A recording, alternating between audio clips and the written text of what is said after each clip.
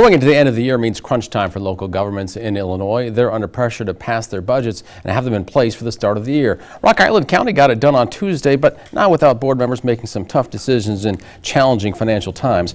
Rock Island County has a history of this. Board members had to close a projected shortfall of $500,000 in the general fund. That happened after a close 10-8 vote adopted the budget that does include an increase in property taxes. County Administrator Jim Snyder says that means homeowners with property worth $100,000 will pay almost $33 more a year. That's about $65 more a year for a $200,000 home. A source of ongoing financial frustration for Rock Island County continues to be the Hope Creek Care Center. County Administrator Jim Snyder made that clear when he came forward to say the nursing home is losing $3.3 million a year.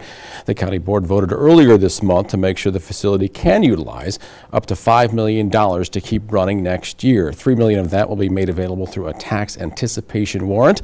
Essentially, it's an advance on expected tax collections. The other $2 million can be taken out of the county's liability insurance fund if needed. That money must be reimbursed. These aren't the most encouraging developments for a lot of taxpayers in Rock Island County. Clearly, the county remains desperate for real economic growth to stimulate a financial turnaround.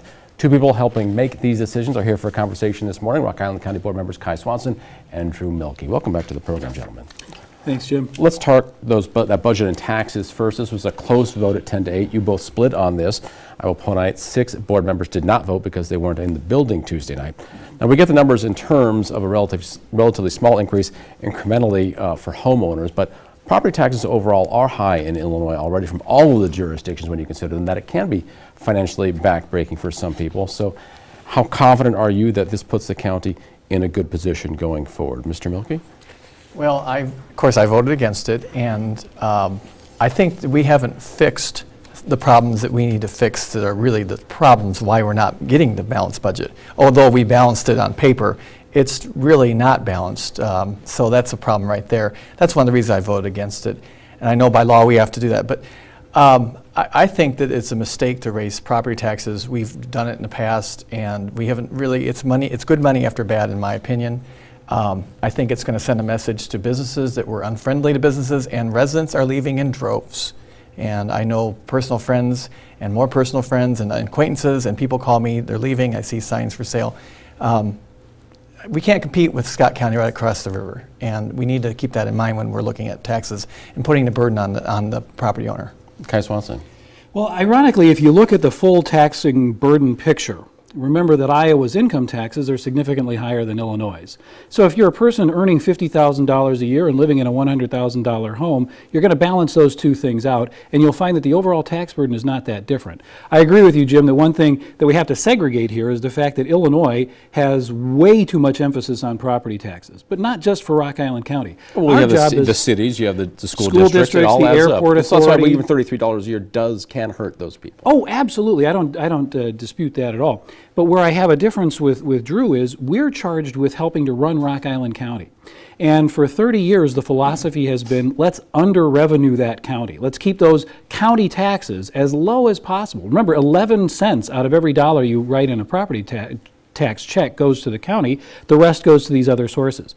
So I agree with Drew that there are many difficult decisions to be made, but imagine how many more there would be if we didn't close a $500,000 hole in the budget. So the irony that I find here is that you have people who want good governance in Rock Island County, and because of that, they hired a county administrator. Because historically, county board members like Drew and me, part-time amateur politicians, don't know how to manage a multi-million-dollar enterprise like a county. And when that same administrator comes and tells us, this is what you need to do, you need to increase revenues, then to somehow vote against that county administrator, you're playing the old game of, let's micromanage and have part-time elected officials try to run this thing.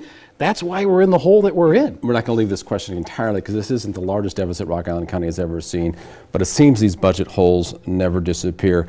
So why should taxpayers feel they won't be back in the same place next year? At some point, this has to stop. We've talked about, there's been the idea of shared services with Rock Island. I know Rock Island County invested in its own communication systems. The other cities have centralized, and that's money lost here. Mr. Milke, you talked about this. The problem hasn't disappeared yet. Like you say it's solved for this year, but it's not going away. The 911 is an excellent example, and that was the one I was going to use. Why didn't we go in? The state mandated municipalities and governments to merge in 911. They did that. Milan, Moline, Silvis in Milan. That's a good question right there. That's why I talk about bad management. Why, it doesn't give credibility to ask us or ask the people that we want to have more revenue. But other corrective measures that can be made at this point. Well, and there's Hope Creek. And Hope Creek is it's a wonderful home. And we're going to touch on that a little bit. But that needs to be dealt with, and that got kicked again because it was a political election year. Will be addressed. And again, it's the employees are excellent. The people there are happy. It just really boils down to, should we be owning this home? I think I want to get to that after the break, but I want to just finish on this point in terms of the overall going back on 04th every year on the same sort of situation. Sure. So my question would be, had we not increased revenues as incrementally as we did, what would the solution have been? And the fact of the matter is there isn't one. Well, so that would work right now. There's a difference between Mr. Right and Mr. Right now. And the fact is, we're coming to the new fiscal year, and you're doing so by, again, mismanaging a budget, by cutting your salary as your expenses increase. That doesn't work for homeowners. We can raise taxes and collect less revenue because property values are going to go down if we keep this up. And not just us, any of the municipalities, but property values will go down, we'll raise taxes, and we might see ourselves collecting less revenue. That's one of the reasons and why I we voted would cut no. more services. Right now, we're understaffed in every office in this county. The public defender's office is about half the size of a similarly sized county. It's not as if we're bloated in terms of staffing. I agree, decisions like 911 should have been professionally made, but that predated the hiring of a county administrator. Now, as we look to the future, I say, let's have that person make some recommendations to us, and we as a board make a very strong case if we're going to go against him, like we almost did with the tax increase. Well, but staffing costs are higher in Rock Island County. Tim Wells, who is the treasurer of Henry County, just said yesterday, he said, we lose employees to Rock Island County because they pay better. Maybe we're out of whack on that. That's a cost to the county and the taxpayer also. That needs to be, I understand there's contracts, but ultimately we keep giving away money we don't have. Difficult situations in Rock Island County. Obviously, this isn't going to get solved now, but obviously the discussion needs to continue. We have more ground to cover with Rock Island County Board members Drew Milke and Kai Swanson. Hope Creek still in hot water. We touched on it, but what lofty goal must be reached to dig out of its financial hole for the record?